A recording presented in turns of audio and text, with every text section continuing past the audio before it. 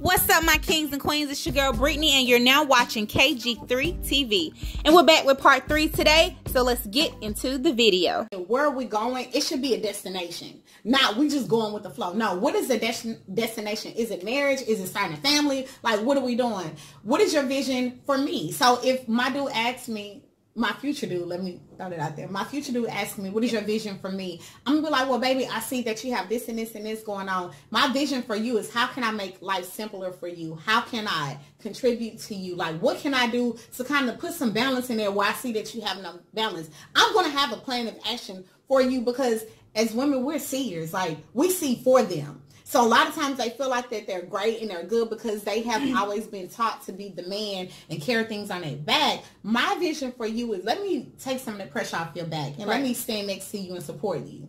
And then your vision for us as a whole is, you know, what can I do for our family? We have kids. So anybody that comes to us has to participate with our children's life. So what foundation can we have for our children? So it's me, we, you, and us. Have those visions you never experienced. And the goal is to be a goal. You want to, like, people run around and say goals. The goal should be to be a goal. Like, your relationship should be something that people look up to and they admire. Not that, hey, they fuss all the time. They're always breaking up on Facebook and they're always this and that. Right. That's not it. Be an example. Aspire to inspire. Make sure your relationship, friend. Yeah. Your relationship should make other people want to be in love. The reason why most people are not in love, the reason why most relationships are not working, the reason why people don't love the way they used to, you know, that old time love, that back in the day love, changed. Everything has changed. No, there are no examples. Right. There are no, like, no one has broke the mold. No one has came in and changed people. A lot of times you can't change. You can't change anything. You can't change the world. You can't change your relationship. You can't change the way you are with your partner until you change your view. You have to change the way you see them. Change the way you see things. Because if you look at them a certain way, if you like, hey, everybody I know is cheating on their husband. Everybody I know is cheating on their wives. Like, you won't ever be in a successful relationship because of your view. You have to change your view. Surround yourself around those people who you know have been married 20, 30 years. People you know who have done things together, have built an empire together. People who constantly speaking to each other. And you see them and they love it on like, baby, you fine, baby, you cute. And you know, she's glowing all the time. Like, you have to set your own view. You have to set your goals to be. You should want to be a goal. Your relationship should be a goal to other people. The goal is to be a goal. The goal is to be a goal and to set that new standard. If you give, especially for those who have children, if you don't give your children anything to look forward to, they will fall for everything that the world has. Right. And I tell my children all the time, like, we're mold breakers. Like, we're not doing that. I'm going to give you a healthy relationship to look forward to. I want you to know what real love looks like. Not this bickering and fussing and fighting and you're a dog and I'm a cat and we don't get along. No, I want you guys to go in and be like, my parents are in love. I don't know what y'all got going on in your house. They love each other. This foundation is so solid.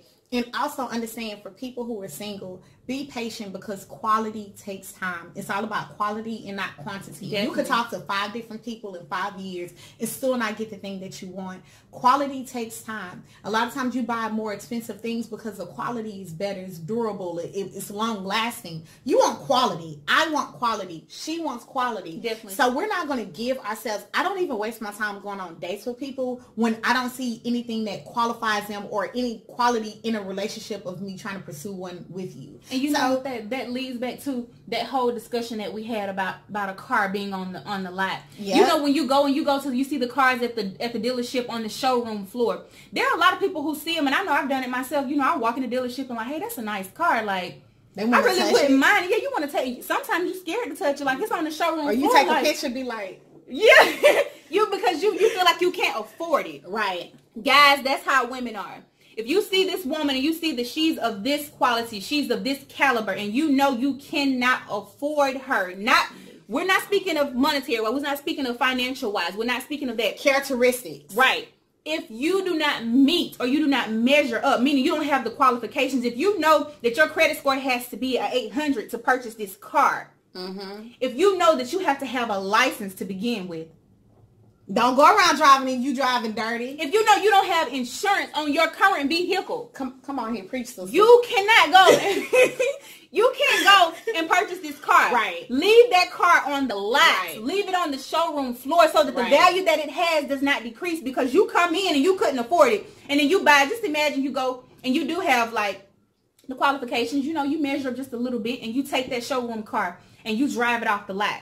The moment you drive that car off the lot, the value goes down. A lot of women, their value, they have been here, and because they dated a guy who only met certain qualifications, their value dropped down.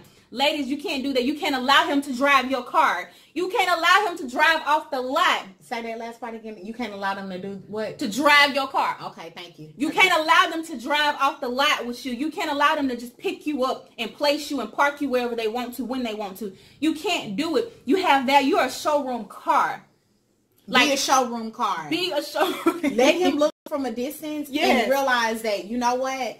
I am here, but you don't qualify. So people can purchase showroom cars. You have to meet the qualification. And that goes for even dudes, ladies, because I'm seeing a lot of ladies now going after these guys, these good men, and being like, oh, there are no good men here. There are. If you don't meet the qualification for him, or if you don't meet the standard that you're requiring for him, that's the best way to put it. If you can yourself not meet the standard that you're requiring for that other person, then leave them alone. Like leave them alone. Don't pass go. Don't collect $200. Don't go around the boardwalk. Don't do any of that. Let that person be, so whoever is ready at that moment can do it. That is very selfish to you to be like, I don't need it. I know I got some stuff I'm working on, but I don't want nobody else to have them, so I'm going to take it. No, you should be getting yourself ready a long time ago. And how you carry yourself is how you approach relationships. I am single, but I tell people all the time, I'm not a professional girlfriend. I am a wife. I will always carry myself as a wife. If you see me in the store, I will always maintain my wife's status.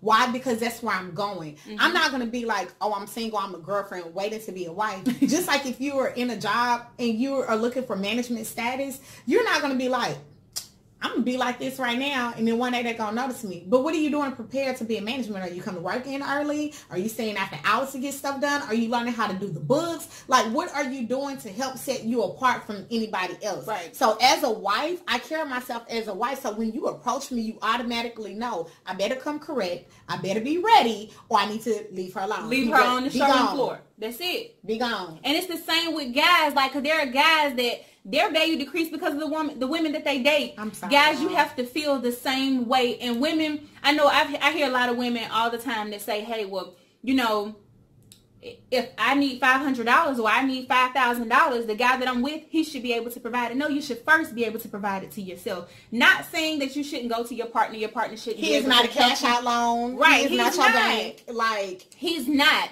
Find yourself first. Build yourself. Create who you are first. Right. Do not always look to take and take and take, because after a while you're going to take so much from that man, and even if you are that woman, you lack financially and he has it, but there are other things that you should have that should measure up, so it should be a balance. Right. Like, you're not just taking from him financially and then you're weak spiritually. Like, I need you to put into me spiritually, or you're weak mentally. I need you to build me up and do this and tell me this.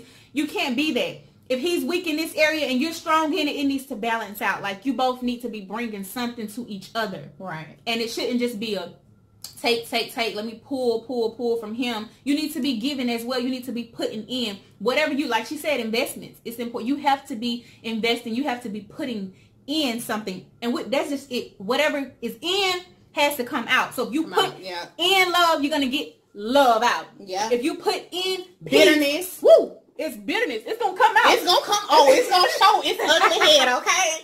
It's going to come out. Anger, strife, like all of those things that people don't want to talk about, like jealousy. If you put that in your relationship, it's going to come out. Oh, yeah. You got to understand that what you start doing with somebody, it rubs off on you. So if I want to be peace, I'm going to hang out with peaceful people, because I don't need anybody interrupting my peace, what I got going on here. Whatever you put in is going to come out. Keep that in mind. We're going to do another video on that one. Whatever you put in comes out. We're going to do that later. Yeah.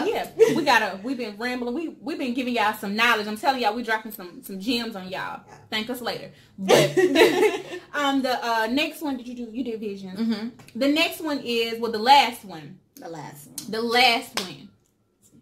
Which could ruin a relationship. It could make or break a relationship. In most cases, it breaks relationships. Is pride.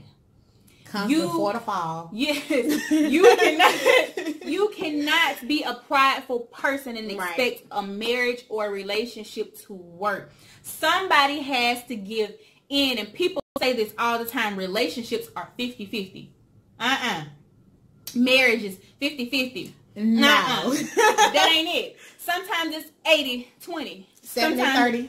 0-0. Sometimes neither one of y'all, my pastor just said this yesterday, sometimes neither one of y'all want to work. Neither one of you want to fight. But because you're under a covenant, you have to. You have to. And that's why your relationship with God, your relationship with your partner is important. Even when that...